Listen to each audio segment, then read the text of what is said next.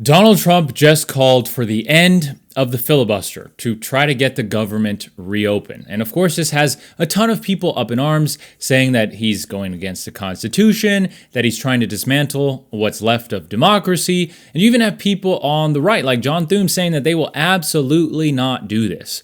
So to me, that means that there is potentially a misconception that the filibuster is part of the Constitution or part of our founding fathers, view of what they wanted the country to be. That's not the case. The filibuster is not part of the Constitution. In fact, the filibuster starts its life back in 1805 when Aaron Burr told the Senate to get rid of their previous question procedure, which was basically their procedure to end any sort of debate with just a simple majority. And because the Senate was relatively new, they didn't really know what they were doing, they just listened to him.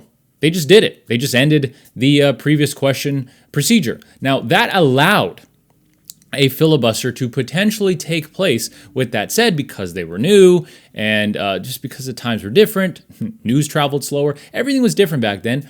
It took about 3 decades for a filibuster to ever take place. So you didn't get the first filibuster, even though the simple majority vote to end debate was ended.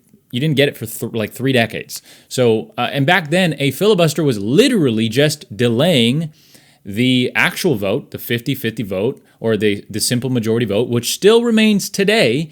It's 50-50 now because we have 50 states, so 100 senators. You basically didn't have a filibuster until 3 decades later, and at the time, it was literally just continuing debate with no end in sight to delay the final vote.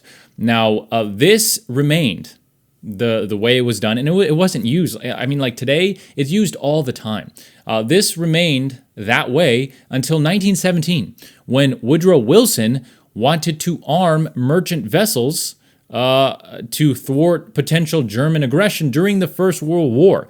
Now, he wanted to do this, so he asked Congress for permission. This idea or bill passed in the House, but it stalled in the Senate. Of course, it stalled in the Senate. And he actually, got pretty frustrated. He called the group of senators who were asking a bunch of questions. They were basically saying that, hey, if he can arm merchant vessels at will, then he can technically declare war at will. At least that's what they were saying, which, supersedes or goes around Congress and their control of actually declaring war. So they delayed it, and he basically called this group of people or group of senators a little group of willful men. And then he also demanded that there be a way to end endless debate, known as cloture or the guillotine, basically just end debate. Right, because they used to have a simple majority 100 years before that.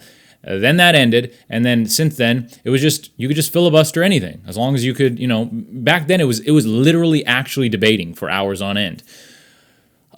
So now he demanded that. So they basically they came to a compromise, and that was the known as cloture, and that took place in 1917. But it was 2/3. So you needed 2/3 in order to end the filibuster. So the end of the filibuster required 2/3, but then fast forward to the 1970s, I believe it was 1975, that was changed to 3/5, which is what we have today, which when you have 50 states is 60 votes. So now to end a filibuster, which is just a procedural motion at this point, it's not actually debating hours on end. Although sometimes those 12-hour, 15-hour debates, I don't remember what the record is, those still take place. But it is just a procedural motion at this point, and it requires 60 votes because of that. So the entire purpose of this video, I guess, was a little history lesson because it's interesting.